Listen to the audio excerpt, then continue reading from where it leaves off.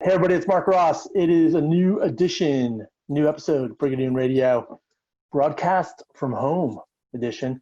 We have longtime supporter, longtime attendee, collaborator, and friend, Brendan Kownacki, joining us today. Brendan, so we're 100 plus days in to the work from home shutdown. Certainly looks like it's going to be extended into the fall. I think what's interesting is, both of you and me being communication professionals, working with different clients, for-profit, nonprofit, big and small.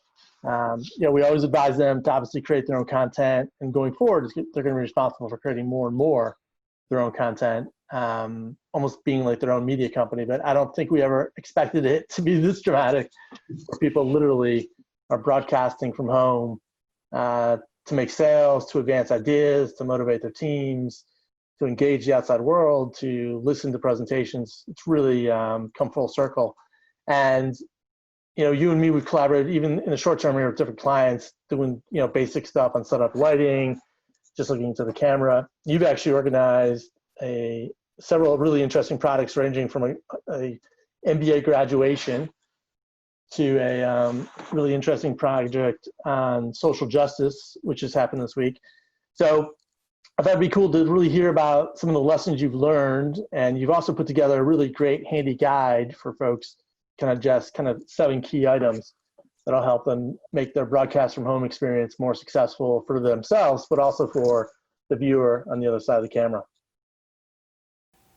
Yeah, thanks for giving me the chance to talk about this a little bit.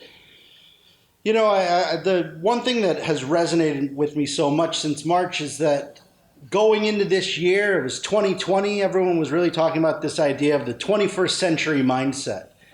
And then we were all locked into our own homes, and we realized that a lot of us were not communicating in a 21st century way, that we were not prepared to adapt our messaging, adapt our methods, and really just collaborate beyond the walls that were holding us in.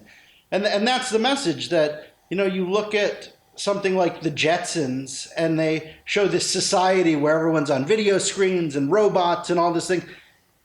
And that failure came crashing into our laps in the middle of March.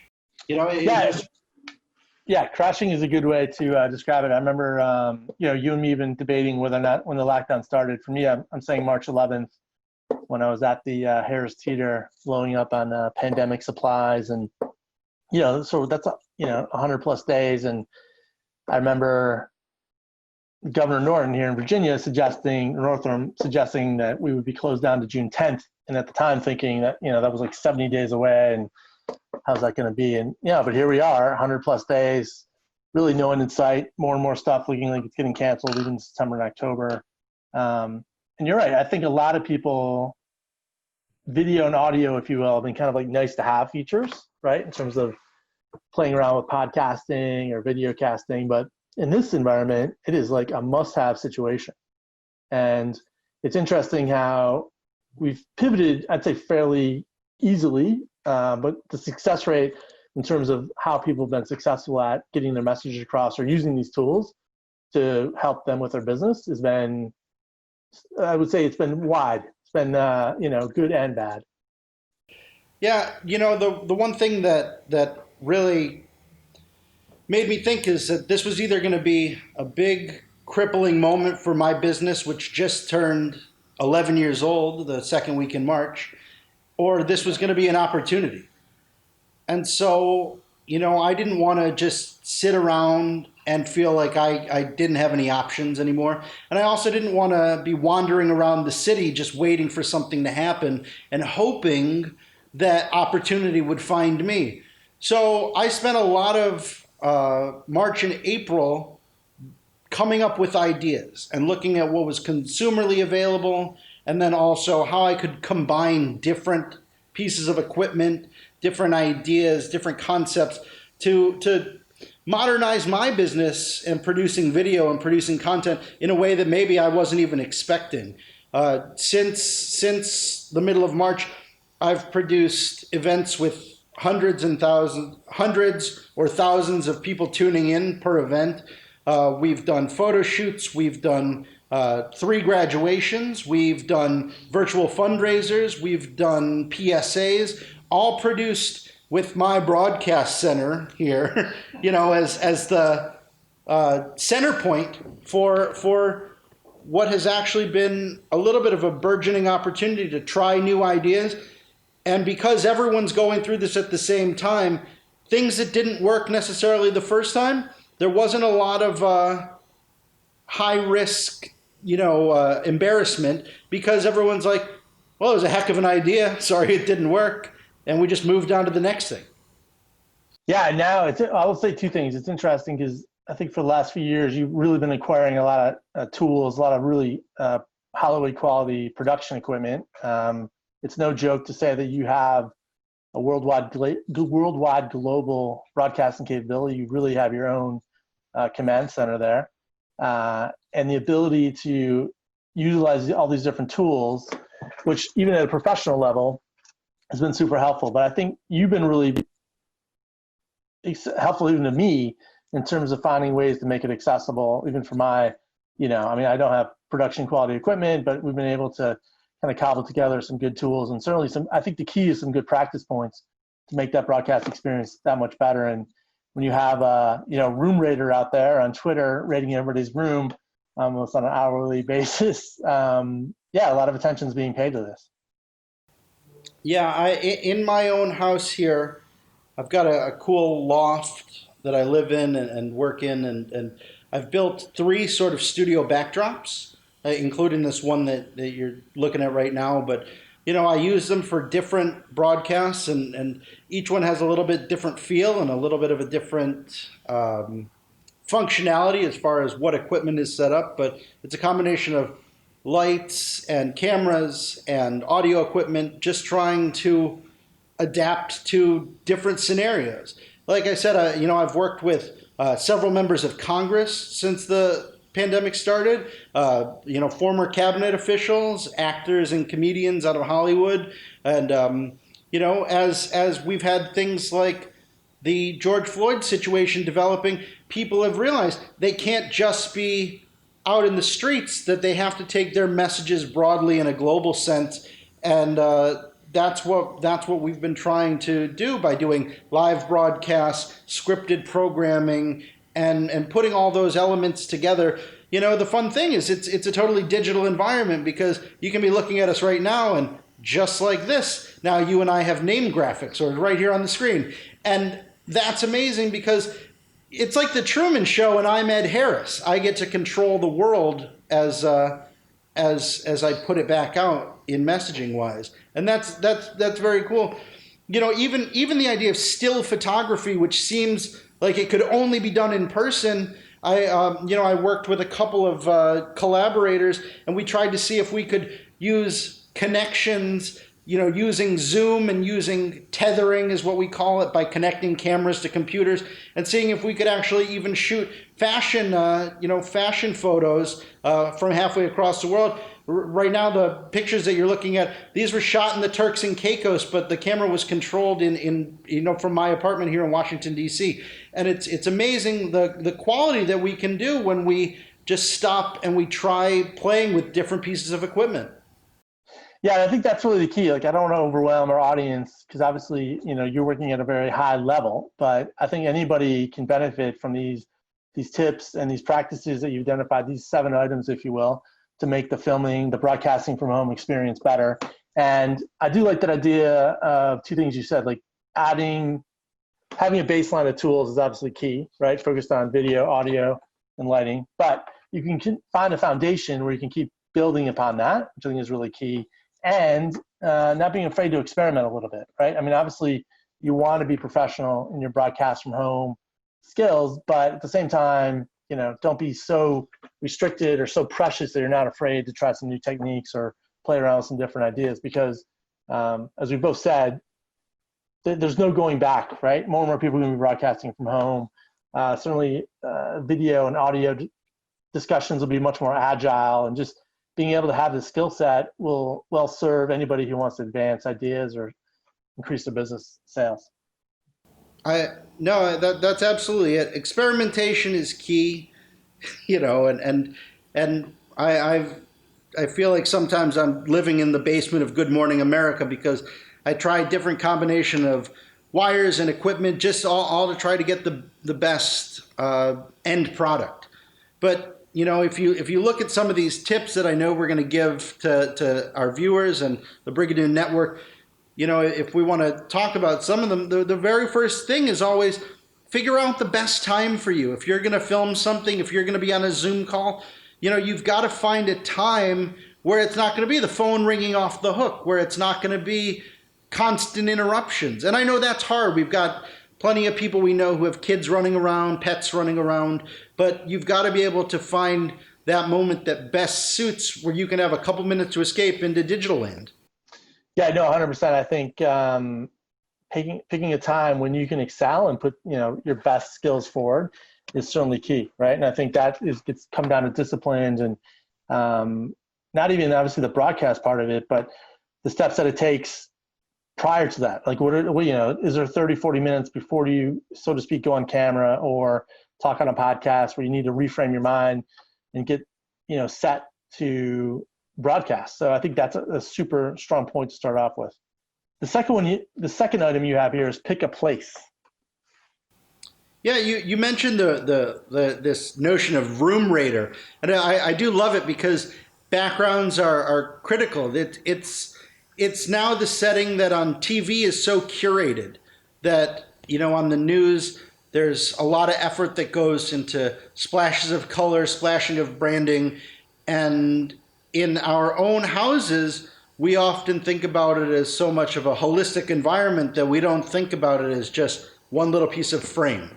And so you want to find something that both helps tell your story, whether it's just a compliment to you and your background and your personality, or if it also has to suit you. If you're going to be talking to somebody and you're going to be having an in-depth discussion, have a table in front of you. Take some notes. Don't be afraid to shy away. If you're going to be on a long call, have a beverage right in front of you. We obviously want to make sure that we have a little bit better of something than the Marco Rubio water moment.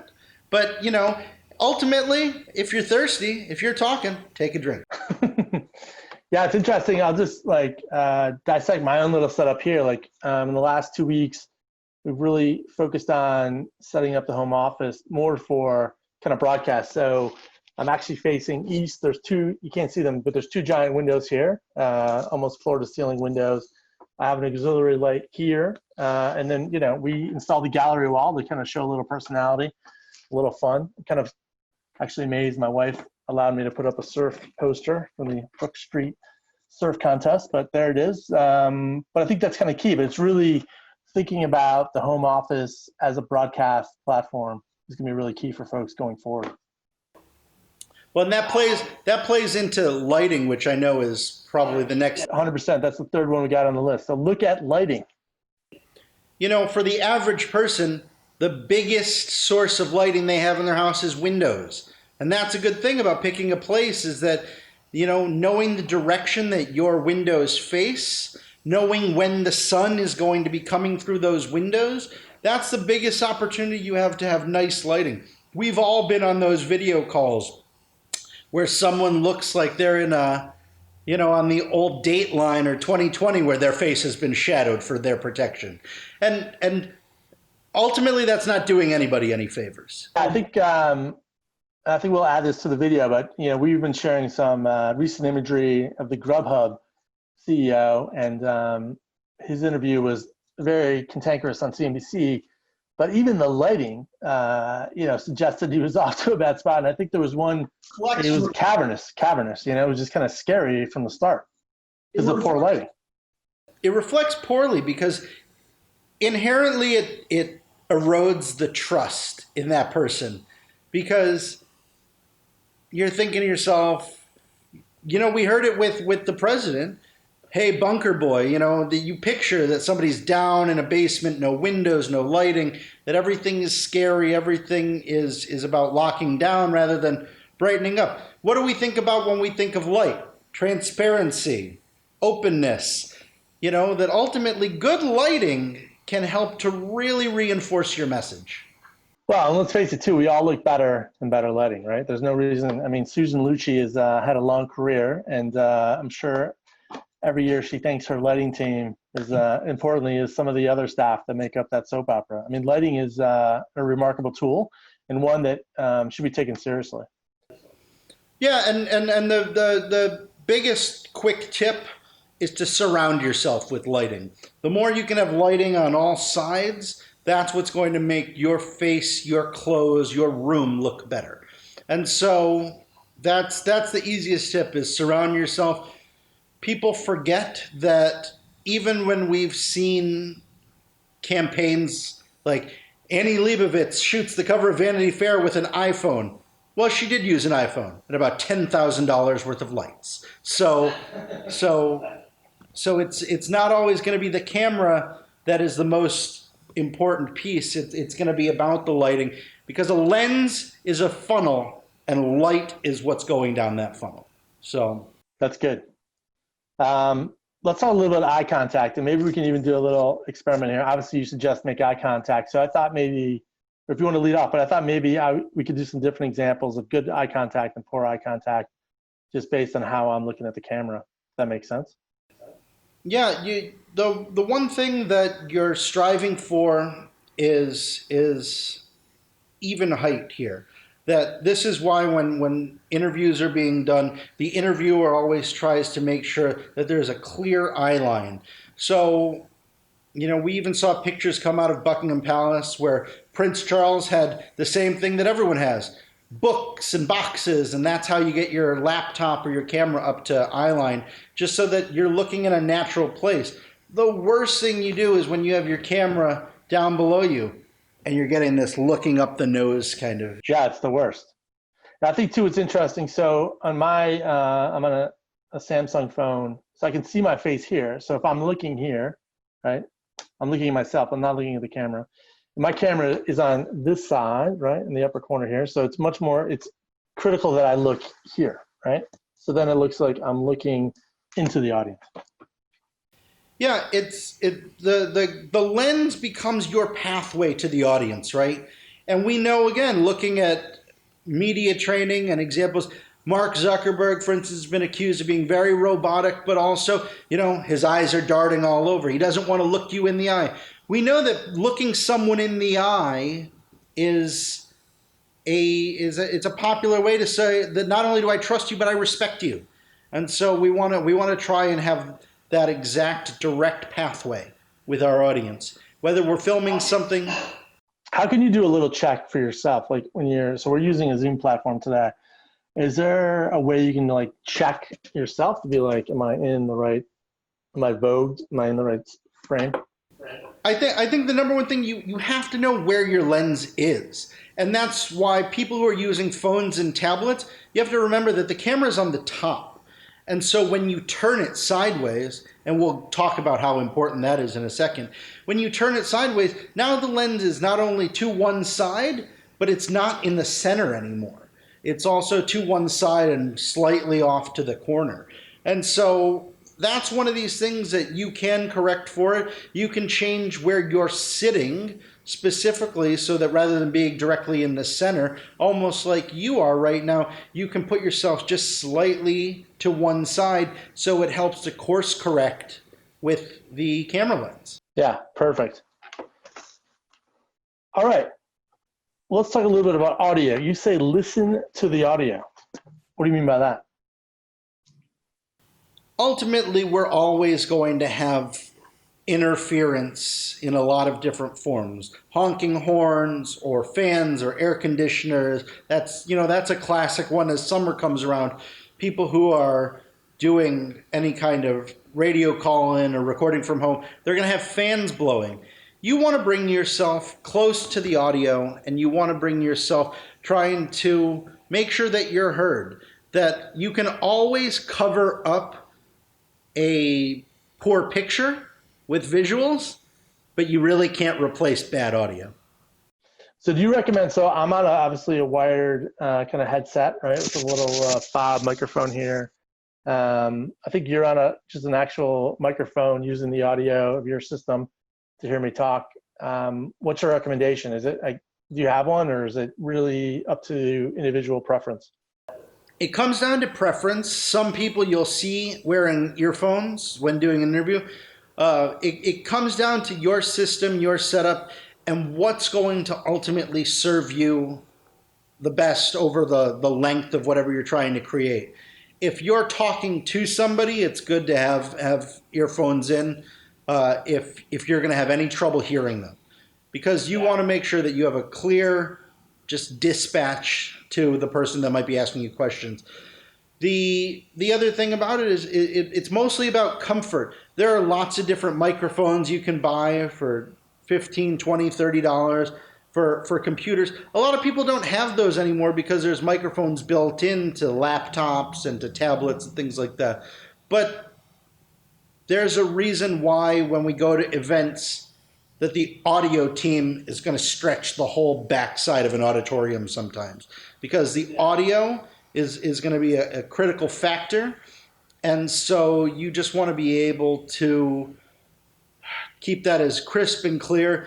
You want to try and if you can, turn off fans, turn off things for the entirety of your time on film, on video, and stay away from, again, picking a time.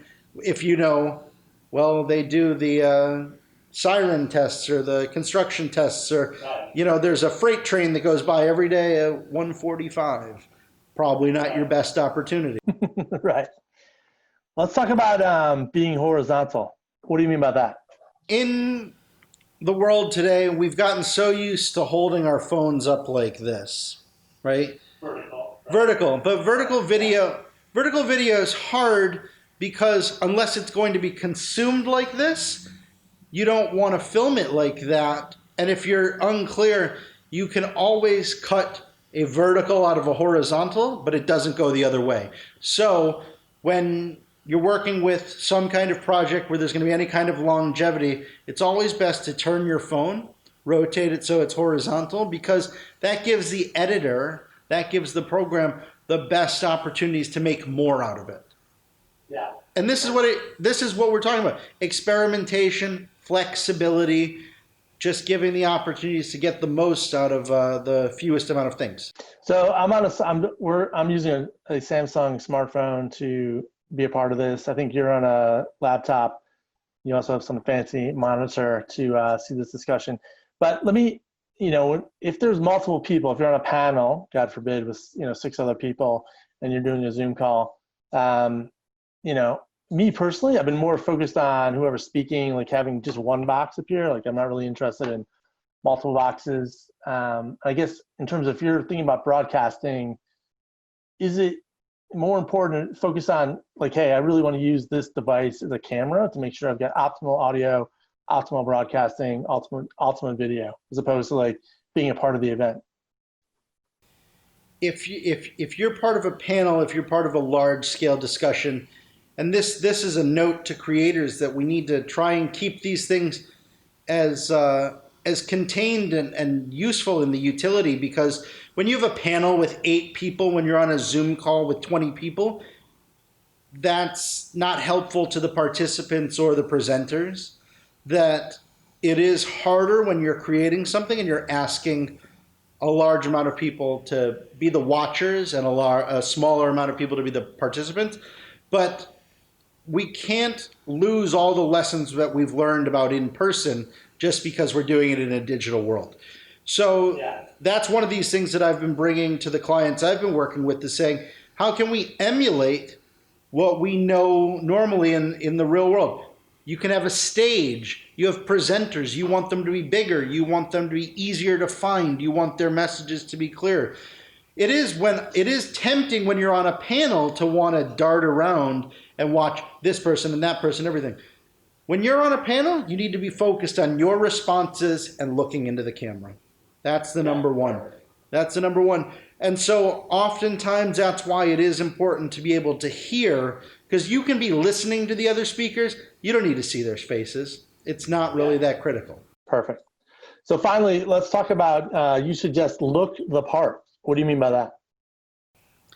I think that, again, you just want to present your personality and present your what you want to bring to the table. That I know we've heard from a lot of people about the fact that nobody's been wearing pants since March. They get on these video calls, and since we're only, top up, that it is ultimately to remember that if this is what's going to be seen, this is your opportunity to present yourself. If you're wearing a hat on a call and that's making you shadowy and that's making you harder to see and harder for people to focus on you, that's going to impact the ability to resonate with your audience. If you want to look really formal, that's up to you. But also remember, some people might find that detracting because they're like, why are you sitting around your own house wearing a tie? So ultimately, it's about balance, but it's all about personal choice. It's all about personal choice. And as long as you feel like you're composed, your shot is composed, you have a few things behind you that help to play into your narrative. Obviously, I'm talking about broadcasting. Why wouldn't there be monitors behind me? You're talking about what you represent with Brigadoon, and this is about arts and culture and sportsmanship. That's exactly what we're seeing in your shot. So you know what? Be the part that you want to be. Be your own character. We hear about people on television and people playing characters when they're, broadcasters because they're not really like that in the real world necessarily. Well, this is your time. Play your part while you're on the air. Yeah, one of my favorite things to say to clients is, never miss a chance to advocate. Right. So whether that's a sticker, that's a hat, whether that's a backdrop, there's always subtle times to find ways to get your message out there and kind of reinforce, to your point, your brand, your message, your ethos, whatever it might be. That's really sound advice. There was definitely some talk from the folks over at Room Raider about how some of the biggest politicos were all having these same books of political philosophy behind them on their bookshelves, and that it was a subtle nod to say, this is what we believe in. Right, exactly. Brendan, thank you so much. If folks want to track you down, get a hold of you, what's the best place to find you? You can find me on my website, kownackimedia.com. You can see it right here on the screen. And of course, we want to be here to help you. Anybody who wants to get the written copy of these tips for filming, reach out on Twitter, on Facebook, find Brigadoon, find Marc, find myself, and we're happy to send these tips over and help you do better filming and do better broadcasting while we're all stuck at home. Yeah, I know we're going to make this widely available. This is really generous for you to put this together, especially with the time and effort you put into it, Brendan, and the different folks you've worked with just in the past few months. It's pretty impressive, and there's no doubt the broadcast from home tool is not going away. In fact, it's probably going to only keep getting better. So maybe we'll check back in 100 more days to see what we've learned about broadcasting from home. So thanks again, Brendan. This is Brigadoon Radio. Brigadoon Radio is the place where subject matter experts discuss emerging issues shaping commerce and culture. Thanks again. We'll be back soon.